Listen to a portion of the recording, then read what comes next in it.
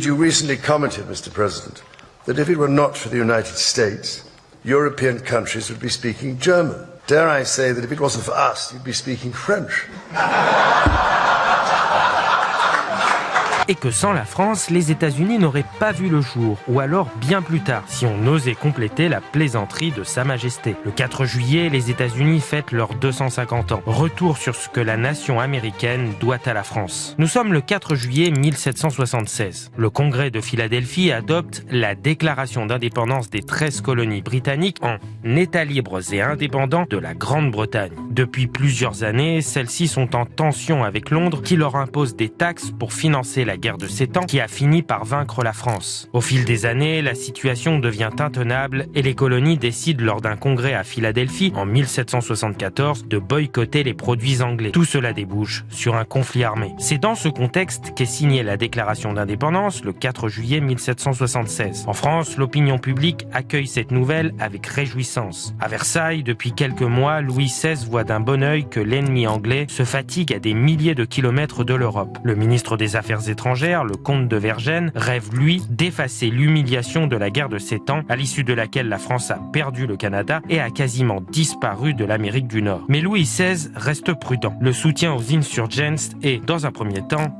discret. Quand la France commence à aider les États-Unis, c'est de façon assez limitée pour plusieurs raisons. La première, c'est que la marine française n'a pas encore vraiment récupéré de la guerre de 7 ans. La seconde raison, c'est que les insurgents, les patriotes américains, sont en conflit avec leur propre monarque, le roi George. Et donc ça pourrait, du point de vue du droit international, être une sorte de violation de la part de la France. Également pour une raison assez pragmatique, qui est que, après tout, Louis XVI et le comte de Vergennes ne sont pas sûrs que les Américains aient suffisamment de ressorts pour vaincre les Anglais. Déjà, il y avait une sorte de paradoxe à ce qu'un monarque européen, un monarque de droit divin, vienne aider à mettre en place une jeune république de l'autre côté de l'Atlantique. Le comte de Vergennes s'adresse à Beaumarchais, qui est un auteur de théâtre reconnu évidemment, l'auteur du Mariage de Figaro entre autres, et il va avec lui fonder une société secrète, en réalité une société fictive tout simplement, qui fabrique des munitions officiellement. Ça sert de paravent pour que la France, mais également l'Espagne, puissent financer les insurgents américains. En 1777, c'est la campagne de Saratoga qui décide Louis XVI d'aider officiellement la nouvelle République américaine. Pour la première fois, une armée anglaise capitule face à l'armée américaine, notamment grâce à l'aide matérielle française et la présence d'officiers français. Le 6 février 1778, 2 traités sont signés entre la France et les États-Unis. L'un, public, est un traité d'amitié et de commerce. L'autre, secret, est un traité d'alliance militaire et de défense qui stipule que les deux pays ne doivent pas signer de paix ou de trêve avec l'Angleterre sans le consentement de l'autre. La France est ainsi la première nation à reconnaître les États-Unis. Benjamin Franklin, officiellement ambassadeur en France, est reçu chaleureusement à Versailles par Louis XVI. Quelques mois plus tard, le roi de France déclare la guerre à l'Angleterre après l'attaque d'un navire français dans la baie de Goulevin, en Bretagne. Les combats ont lieu sur terre et mer, en Europe, en Amérique du Nord ou encore dans les Antilles. Des projets d'invasion de l'Angleterre sont même pensés. Pour isoler diplomatiquement l'Angleterre, la France noue une alliance avec l'Espagne, pourtant hostile aux insurgents. Après 2 ans sans bataille décisive, Louis XVI envoie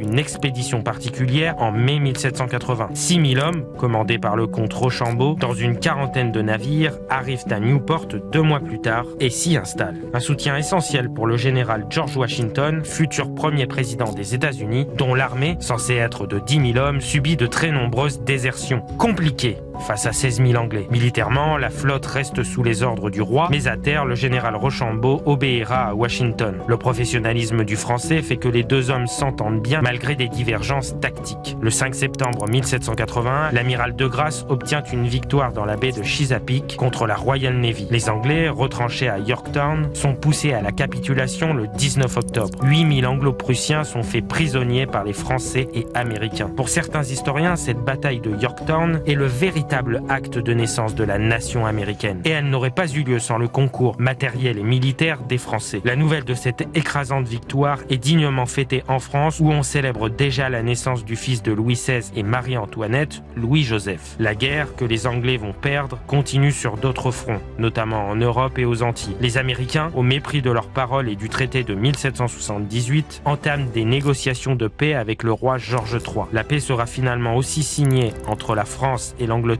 le 3 septembre septembre 1783 à Versailles. Et le même jour, à Paris, un traité signé par l'Angleterre reconnaîtra la souveraineté de la nation américaine. C'est un petit peu une victoire en trompe-l'œil. Sur le papier, la France est victorieuse puisque les Américains l'ont emporté contre la monarchie britannique. Dans les faits, la France, sur le plan territorial, ne gagne que la petite île de Tobago dans les Antilles, ce qui est très peu. Alors il se trouve que Louis XVI n'était pas partisan d'annexion territoriale particulière. Moyennant quoi, c'est quand même un résultat un peu maigre, d'autant plus que les inconvénients pèsent très lourd. C'est d'abord l'argent que cette guerre a coûté à la France. La guerre d'indépendance américaine a coûté à la France 1 milliard de livres, c'est considérable. Et surtout, c'est considérable dans un royaume qui est très endetté depuis Louis XIV. En 1788, la monarchie doit même suspendre ses paiements. S'ajoutent à cela les idéaux révolutionnaires importés d'Amérique. Tout cela mènera à la Révolution en 1789 et la décapitation de Louis XVI.